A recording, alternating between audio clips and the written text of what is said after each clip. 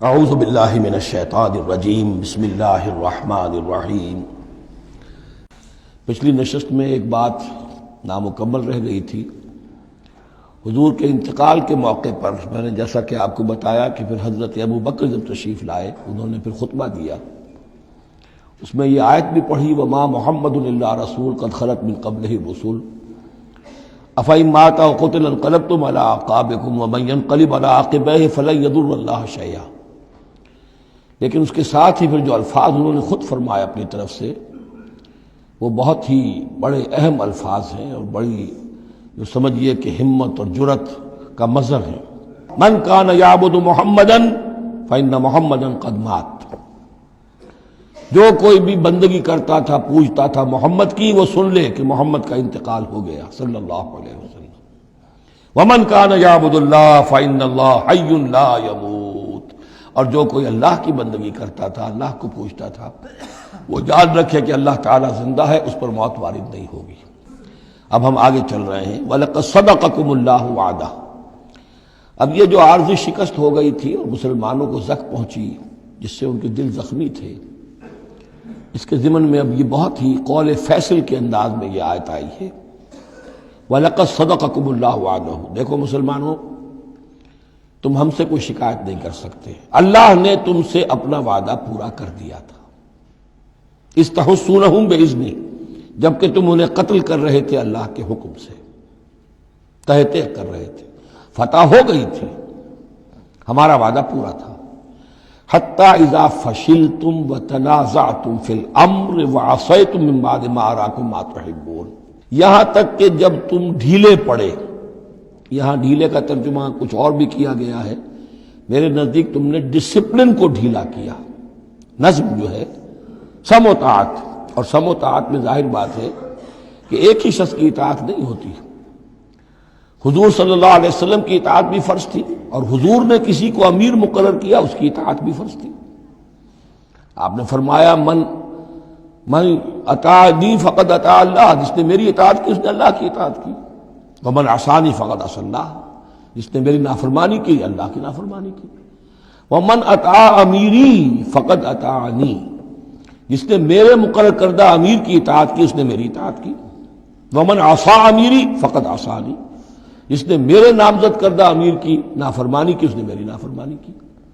تو اگرچہ حضور کے قول کی تو انہوں نے تعویل کر لی تھی کہ حضور نے تو ہم سے کہا تھا وہ شکست کی صورت میں کہ اگر ہم سب بھی اللہ کی راہ میں قتل ہو جائیں، تم دیکھو کہ چیلیں اور کوے ہمارا گوشت کھا رہے ہیں، تب بھی یہاں سے مت ہٹنا، تو ایک تعویل ہو گئی تھی۔ انہوں نے جان بوجھ کر حضور کے حکم کی خلاف ورزی نہیں کی، لیکن خلاف ورزی کی ہے جو لوکل کمانڈر تھے ان کے حکم کی۔ ومن عصى امیری فقد عصانی، یہ ہے اصل معاملہ اجتماعی زندگی کا۔ جب تک ڈسپلن جماعت نہ ہو، سم و طاعت جو ہے کسا ہوا نہ ہو، نظم جو ہے پورا نہ ہو، اب وہ درجہ بدرجہ ہوگا۔ فوج کا ایک سپہ سالار ہے، لیکن پوری فوج میں پھر کوئی داہنا بازو ہے، میسرہ ہے، میمنہ ہے، قلب ہے، پیچھے ہے، ہراول دستہ ہے، ہر ایک کا ایک کمانڈر ہے۔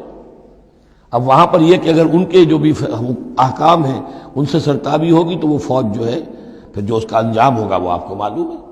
تو نظم تو ہے ایک جماعت کے اندر درجہ بدرجہ جو بھی نظام سم و طاعت ہے اس کے پورے کی پابندی کرنا۔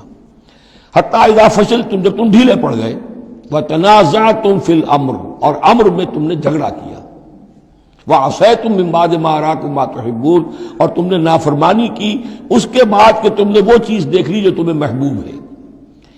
میری تعویل اس آیت کے بارے میں یہ ہے، اور بعض علماء نے تو خیر اس کو بہت پسند کیا ہے، بعض نے جو صحابہ کرام سے اتنا قلبی لگاؤ نہیں رکھتے انہوں نے کہا یہ خام خواہ کو صحابہ کی وکالت کرتے ہیں۔ میرا یہاں پہ موقف یہ ہے کہ بعد ما اراکم ما تحبون سے مراد مال غنیمت نہیں ہے، اس لیے کہ مال غنیمت کی تقسیم کا قاعدہ جو ہے غزوہ بدر کے بعد ہو چکا تھا، چاہے کوئی شخص کو جمع کرے نہ کرے برابر کا حصہ اسے ملے گا۔ یہاں من بعد ما اراکم ما تحبون سے مراد فتح ہے، اور اس کے لیے قرآن یفصل بعضہ بعضا، سورہ صف کی وہ آیت وَأُخْرَىٰ تُحِبُّونَهَا نَصْرٌ مِّنَ اللَّهِ وَفَتْحٌ قَرِیب، گویا کہ یہاں بندہ مومن کو دنیاوی کامیابی کو بھی اپنا مقصود نہیں بنانا ہے۔ کامیابی کسے پسند نہیں ہے؟ مقصود نہیں، مقصود ہے اللہ کی رضا جوئی اور اپنا فرض ادا کرنا، مقصود یہ رہے۔ باقی کامیابی ہو ناکامی ہو جو کچھ بھی ہو اللہ کی مرضی ہے، اللہ کی حکمت ہے، اللہ کب فتح لانا چاہتا ہے وہ بہتر جانتا ہے۔ تو یہاں من بعد ما اراکم ما تحبون اکثر نے یہ سمجھا ہے کہ اس سے مراد ہے مال غنیمت کی طلب میں وہ وہاں پہرا چھوڑ کر چلے گئے۔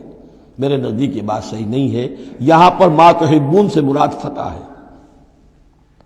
وَلَقَدْ صَدَقَكُمُ اللَّهُ وَعْدَهُ إِذْ تَحُسُّونَهُم بِإِذْنِهِ حَتَّىٰ إِذَا فَشِلْتُمْ وَتَنَازَعْتُمْ فِي الْأَمْرِ وَعَصَيْتُم مِّن بَعْدِ مَا أَرَاكُم مَّا تُحِبُّونَ مِنكُم مَّن يُرِيدُ الدُّنْيَا، تم میں سے وہ بھی ہیں جو دنیا چاہتے ہیں، دنیا میں کامیابی ہو جائے، ہمارا بول بالا ہو جائے، حکومت ہماری قائم ہو جائے۔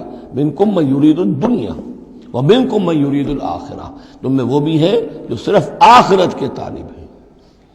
ثم صرفکم عنہم، تو گویا کہ تم ہم سے شکایت نہیں کر سکتے، کوئی شکوہ نہیں کر سکتے، لیکن جب تم نے یہ کام کیا حتی اذا فشلتم وتنازعتم فی الامر وعصیتم من بعد ما اراکم ما تحبون، اس کے بعد فرمایا ثم صرفکم عنہم لیبتلیکم، پھر اللہ نے تمہارا رخ پھیر دیا ان کی طرف سے۔ پہلے تو یہ تھا کہ وہ بھاگ رہے تھے اور تم ان کے پیچھے ان کا تعاقب کر رہے تھے، اب وہ الٹا معاملہ ہو گیا کہ اب تم پیچھے اپنی جان بچانے کے لیے ادھر ادھر جا رہے ہو۔ لیبتلیکم، تاکہ تمہیں اور ابتلا میں مبتلا کرے، امتحان اور لے تمہارا۔ وَلَقَدْ عَفَا عَنْكُمْ، لیکن ساتھ ہی معافی نامہ بھی ہے، اللہ تمہیں معاف کر چکا ہے۔ جو بھی خطا ہو گئی ہے، جو بھی غلطی ہو گئی ہے، کسی سے ہوئی ہے، اللہ نے معاف فرمایا۔ وَاللَّهُ ذُو فَضْلٍ عَلَى الْمُؤْمِنِينَ، اور اللہ تعالیٰ اہل ایمان کے حق میں بہت فضل والا ہے۔ اِذْ تُصْعِدُونَ وَلَا تَلْوُونَ عَلَىٰ أَحَدٍ، جبکہ تم چڑھے جا رہے تھے پہاڑ پر، کوہ احد پر جان بچانے کے لیے، وَلَا تَلْوُونَ عَلَىٰ أَحَدٍ، اور پھر کسی کی طرف مڑ کر نہیں دیکھ رہے تھے، وَالرَّسُولُ يَدْعُوكُمْ فِي أُخْرَاكُمْ، اور رسول صلی اللہ علیہ وسلم پکار رہے تھے تمہیں تمہارے پیچھے سے۔ بھگدڑ جب بچ جاتی ہے تو صورت یہ ہو جاتی ہے۔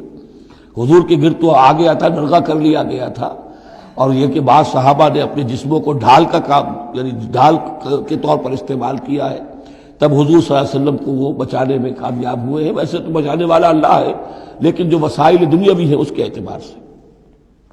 فَأَصَابَكُمْ غَمًّا بِغَمٍّ لِكَيْ لَا تَحْزَنُوا عَلَىٰ مَا فَاتَكُمْ، پھر اللہ تم پر غم کے بعد غم مسلسل ڈالتا رہا تاکہ تم غمگین نہ ہوا کرو اس پر کہ جو تم سے تمہارے ہاتھ سے جاتا رہے، وَلَا مَا أَصَابَكُمْ، اور نہ اس تکلیف پر جو تم پر پڑے۔